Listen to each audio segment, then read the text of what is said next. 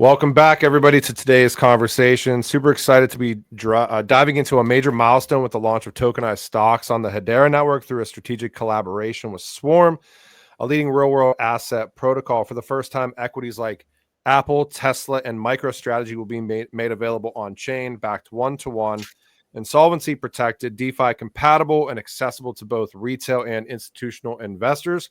Before we dive in, a quick note: this discussion is for educational purposes only, does not constitute financial advice. Please do your own research before making any investment decisions. And I want to thank Hedera for supporting this interview and helping bring conversations like this to the forefront. I'm joined today by Katie and Hanya, both from Swarm. I'm going to kind of kick off here and just run through this. I don't want to, you guys are busy, so I don't want to take way too much of anybody's time. Swarm and Hedera are bringing tokenized stocks like Apple, Tesla, and MicroStrategy on chain. What was the vision behind the initiative, and why is it so significant for both retail and institutional investors? Thanks, Solomon, for having us here. And thanks for the introduction. Katie, great to see you.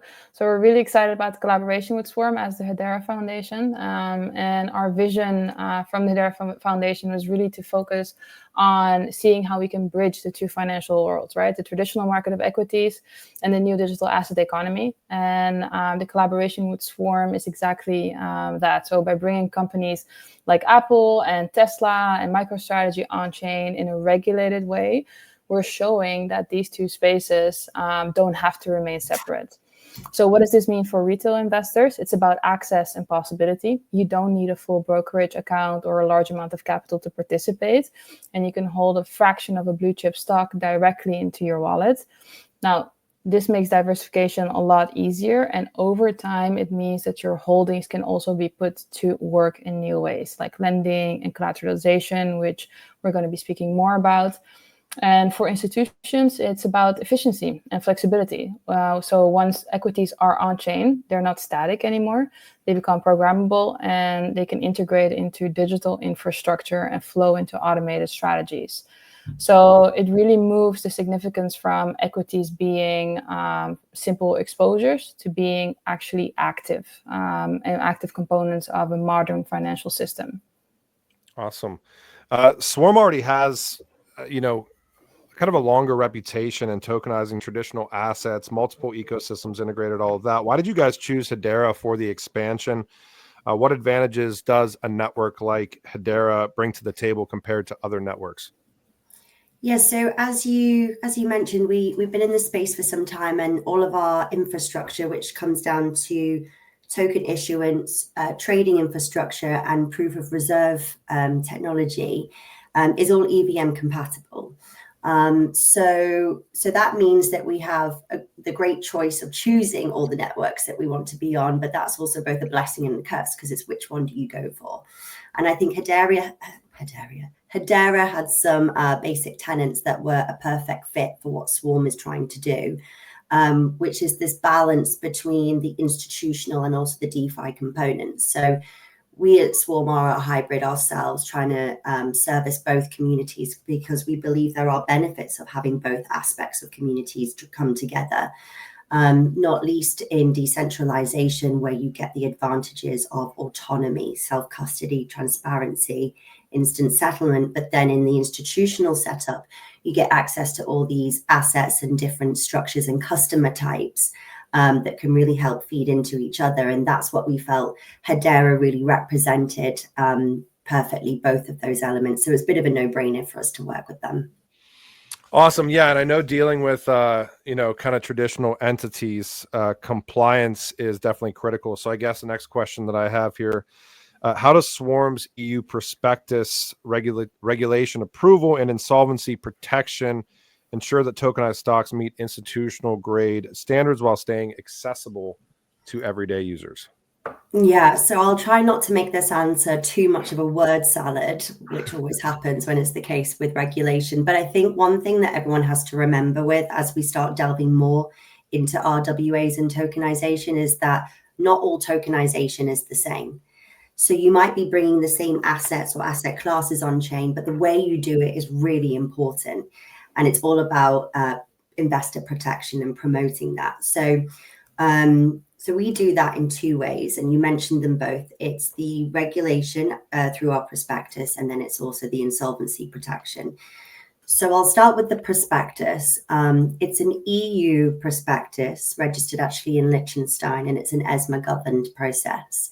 What that means is if you want to be able to offer a financial instrument to a retail user, you have to have a prospectus, which I'm sure a lot of lawyers watching this will kill me for saying, but it's essentially like a list of disclosures. It tells you what is in that asset and the risks associated with that asset.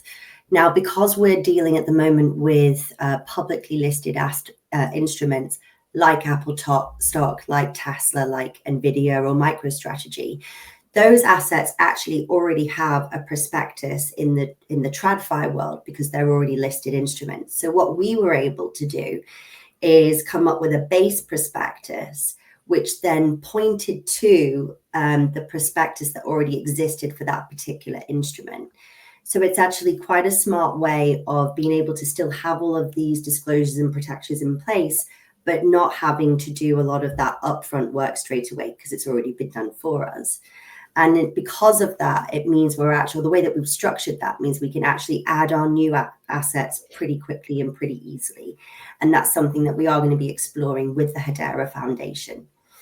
So that's the first thing. And that also means that both retail and institutional investors can access these products.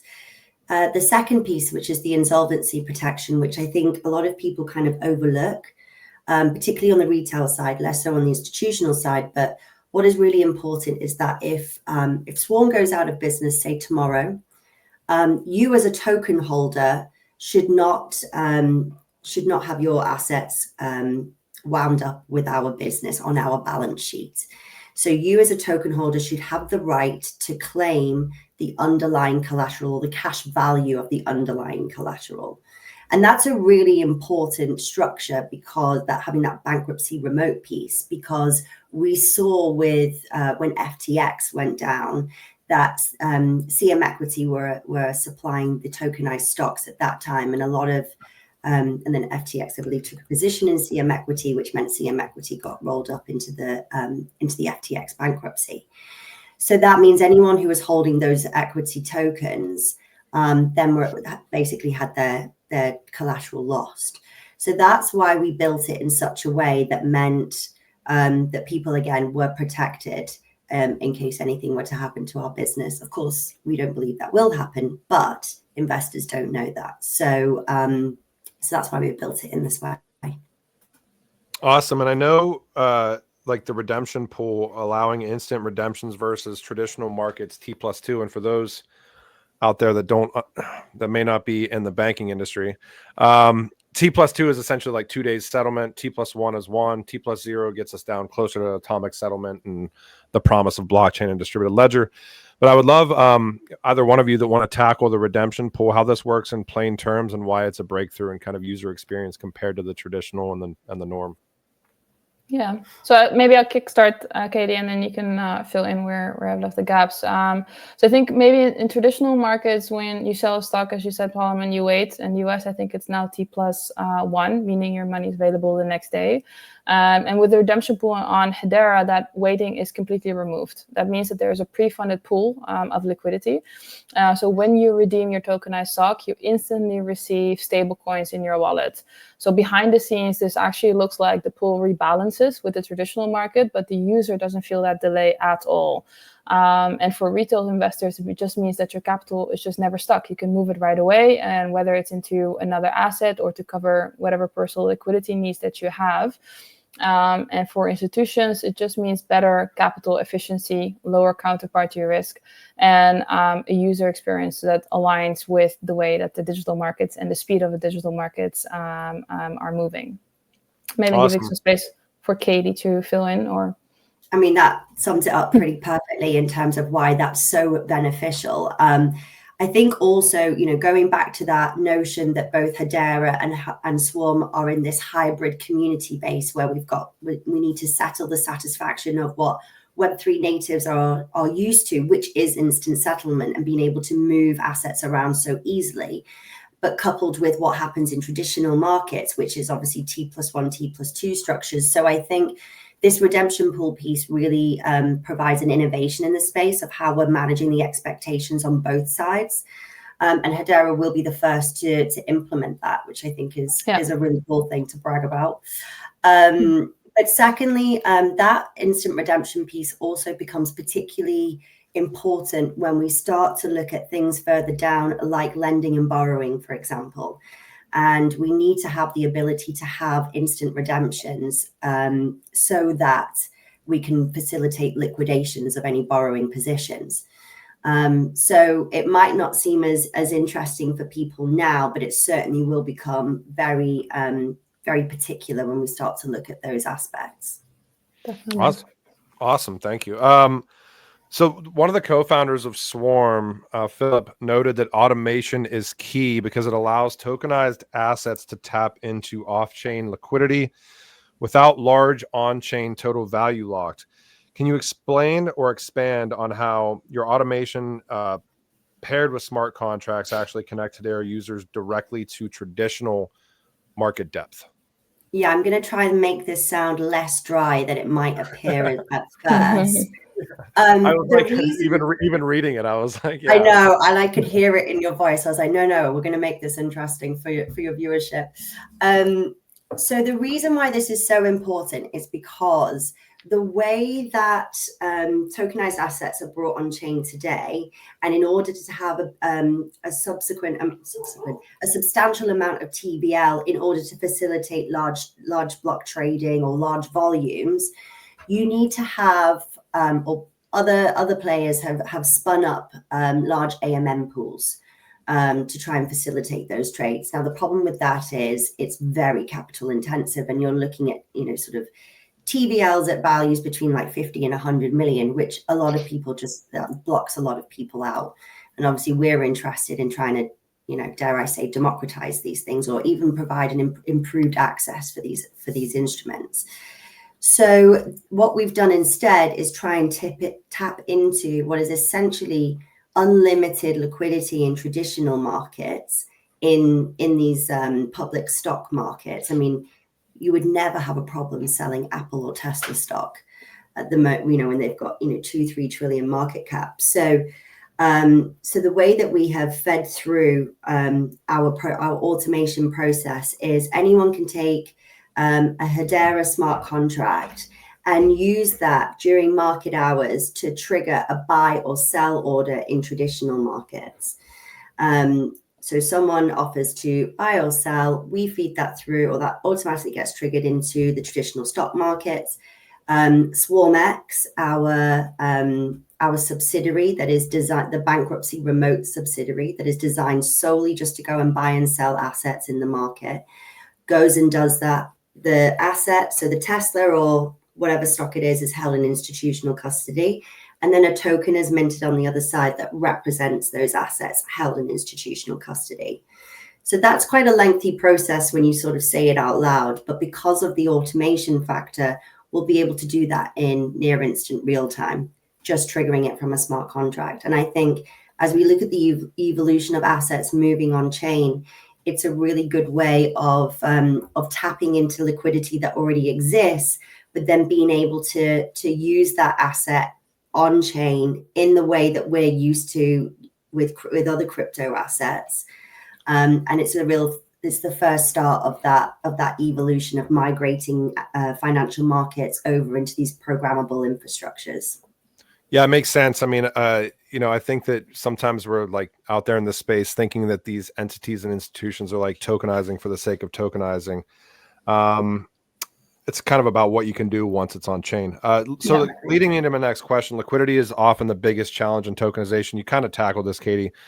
How does Swarm's model pulling liquidity from traditional markets rather than relying on inflated off? You literally just tackled. Sorry, I just cannibalized. You already cannibalized my next question. Hey, it's cool though. Beyond simply buying and selling, I guess this is kind of the evolution of tokenization. How do you foresee tokenized stocks on Hedera? This is probably a question for Hanya, being used in DeFi, things like treasury management, for example, as collateral for DAOs, on-chain lending, advanced financial structures. We're kind of scratching the surface as far as what these traditional things are going to look like on chain, but Hanya, I would love your take on this because you're kind of right there in the wheelhouse. Yeah, and we're really excited to have Swarm together with us in the wheelhouse. I think in DeFi, obviously, tokenized stock can serve as collateral. Katie already covered this. Collateral for lending or be incorporated directly into treasuries of DAOs, as you mentioned, Solomon. But a community can hold, for example, these regulated stocks as parts of their balance sheets and actively use them to secure funding or participate in liquidity programs. And do a bunch of host of other things. But for institutions, tokenized equities can also unlock new treasury strategies. Balances can be reallocated in real time. Equities can be swapped into stable coins and back again. And then certain kind of products, structured products, can be built on top of them. So it's really like the perception of a shift from equities as a static investment to equities as a dynamic instrument within a digital and moving ecosystem. And there is so much possibility and opportunity in that. And I think it's for us to build the first building block of tokenizing these equities, and then looking at moving into, lending protocols and other kind of areas. That's where it gets really exciting. That's awesome.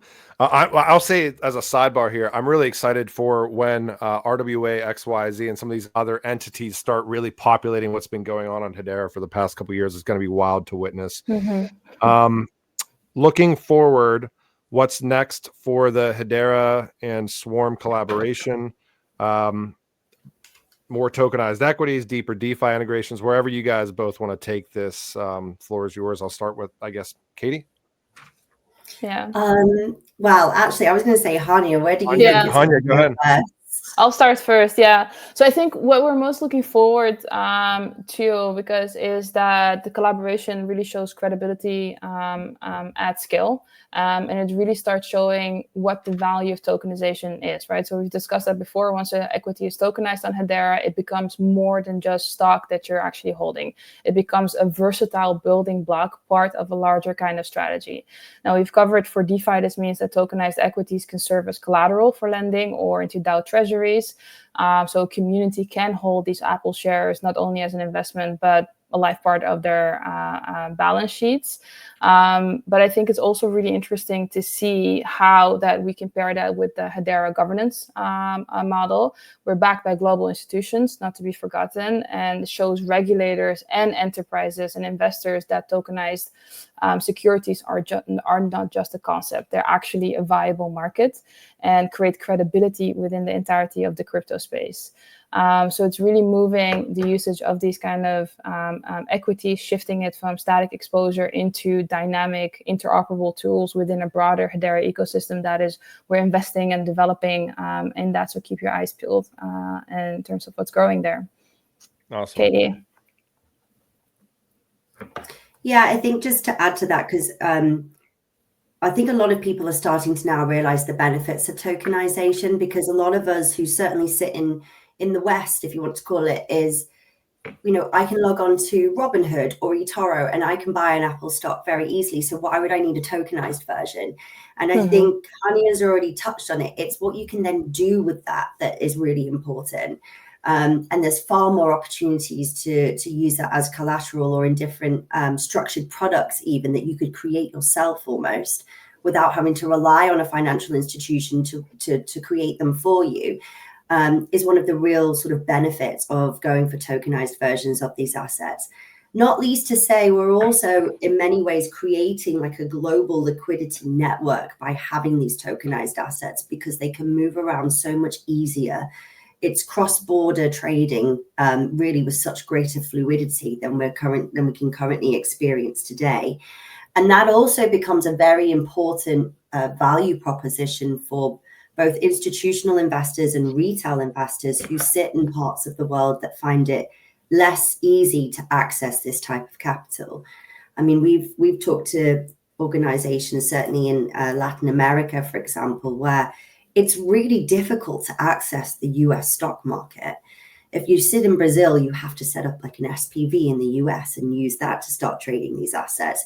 But if you could do KYC and access a KYC that you would usually expect if you're going to be using the likes of a Coinbase, for example, then you can actually use these assets and then do more with those assets in a way that's far easier than what they can expect today. So I think there's a few different value propositions for those who are used to being able to trade these markets already versus those who have never been able to. And I think that's going to be really exciting for people and real as well. Well, I definitely want to mention as we ramp down here to for everybody to make sure that they give. Well, here you can go and read Genfinity's article at genfinity.io. We did a full write-up on the Hedera Foundation Swarm integrations. Go to swarm.com and kind of deep dive through the platform at Swarm Markets on X, Hedera.Foundation, and at Hedera FNDN on X as well. I have to thank both of you guys for bearing with me. This is probably, for those watching, have seen this as well. We've done like 3-hour live streams, and hour streams and stuff. I'm trying to get these into like 20 or 25-minute digestible chunks where it's just like, let's just get the info to people. So thank you guys both. This is the first time I've done a 21-minute interview in probably 4 years. So I really appreciate it. But Hanya and Hedera Foundation, thank you guys so much. And Katie, from Swarm standpoint, really looking forward to see all the initiatives coming about. And thank you guys so much for joining today. Awesome. Thanks, Solomon. Thank you.